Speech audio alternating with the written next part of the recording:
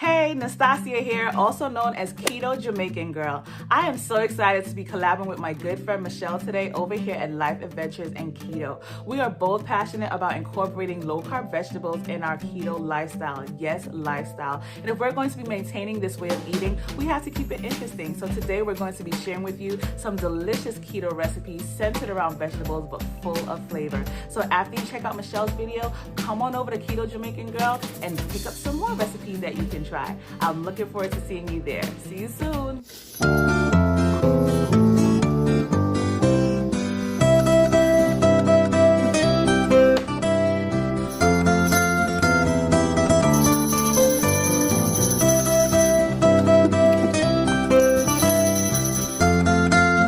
Hey loves, welcome back to Life Adventures and Keto. My name is Michelle, coming to you today from home in my brand new video spot. What do you think? What do you guys think about it? Anyway, today I'm bringing you a collaboration video. As you've probably already seen, Keto Jamaican Girl and I, a vegetable recipe collaboration. It's going to be great, you guys. Today I'm going to be sharing a recipe that comes from ABK Living, and I'm going to put the website I got this recipe from down in the description box so you can go by and look up other wonderful recipes. Today I'm going to be showing you how to use a daikon radish. Has anyone ever seen or heard of a daikon radish? Here's a daikon radish. Let me get this little tag off of here. Anyway, this is... So I'm going to have, I hope, a couple of recipes out of this, but for today's sake, this one recipe I have really been looking forward to a replacement of since I have started keto, and I have heard about them, but I have not tried them. So we're going to be using some daikon radish to scalloped fauxtatoes today with this radish, and you are going to see from start to finish how you can use it as well, and how it's lower on the glycemic load severely, of course, from potato. But today's version is going to be Gruyere. Is that how you Gruyere and cheddar? Gruyere and cheddar. If I learn how to say the word and cheddar, I'm gonna put in a little clip here of me saying it correctly. Okay, Michelle, it's Gruyere. Gruyere, la Gruyere. But anyway, out of this daikon, let's see if this gives us anything. It says zippy yet mild and sweet radish, slice or grate into salads and soups, wash before use. Okay.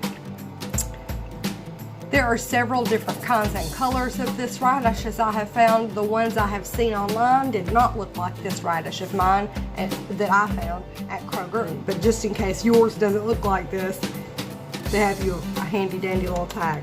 Or ask Kroger guy, he will know exactly. What I have found online is that it is 9 net carbs per daikon, and as you can well tell, I mean, that's probably going to make 3 or 4 of these servings I'm going to be showing you.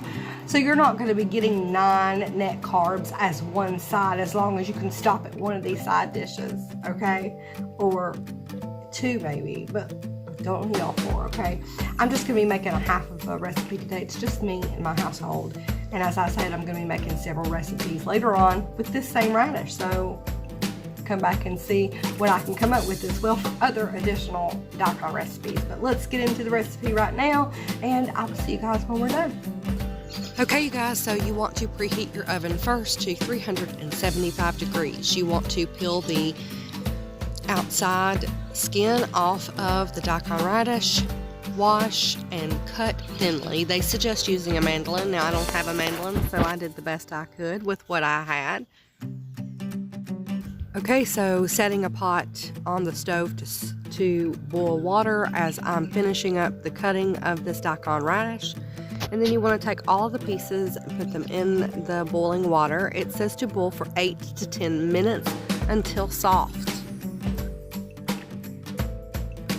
Okay, while that is boiling, I did get the items I'm going to need. I have 3 little baking dishes here, sharp cheddar cheese block, Gruyere cheese in the block, pink Himalayan salt, black pepper, olive oil, garlic. It calls for a whole clove of garlic. I did not have fresh, and heavy whipping cream. So since I've been on this journey for 4 years now, I do use block cheeses in almost everything that I do because there are hidden carbs in the bag cheeses, but you do you. So here I'm just shredding up the Gruyere cheese, and then next I will cut up the cheddar cheese to go into this recipe. I am only making half of the recipe, so I'm going to link the recipe down in the description box so you can go by and see the full recipe details. Next, using that same pot, I'm a proponent of not using very many dishes, but in the same pot I'm going to be putting the olive oil down in the bottom of the pot on the stovetop to get heating so I can brown the garlic.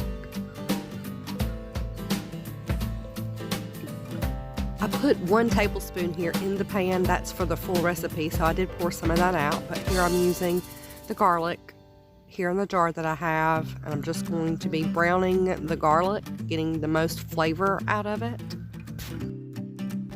After the garlic browns a moment, I'm going to be putting pink Himalayan salt on that, black pepper on that, mixing it around just to making sure that all of it gets browned in the pan.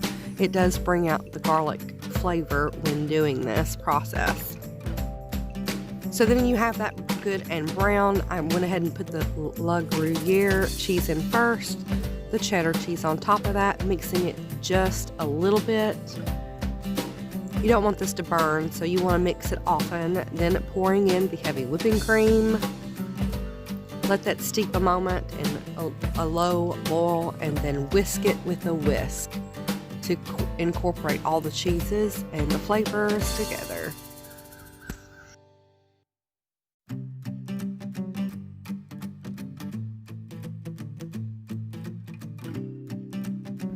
Okay, and now that the cheese sauce is good and mixed up, I'm going to be starting here with the baking dishes.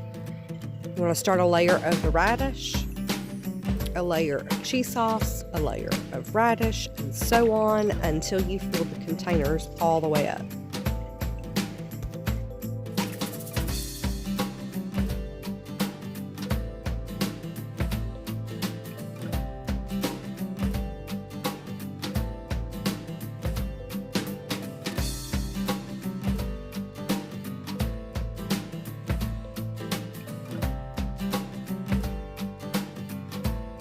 This next pour is the last pour, and so I did pour it in the wrong way. I'm right-handed, so I could use the spatula to get all of the cheese sauce out of the pan.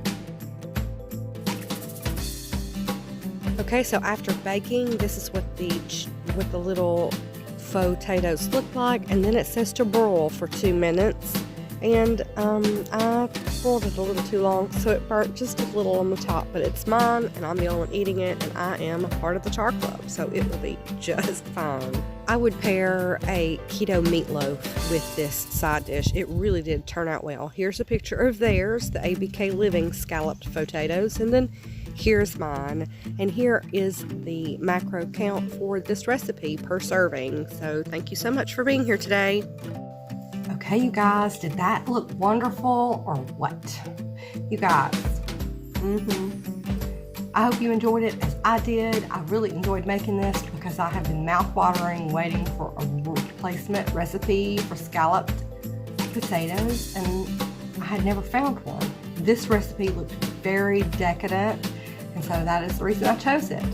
Again, you guys, don't forget to go by and see Keto Jamaican Girl for our collaboration. She has you some wonderful vegetable recipe as well.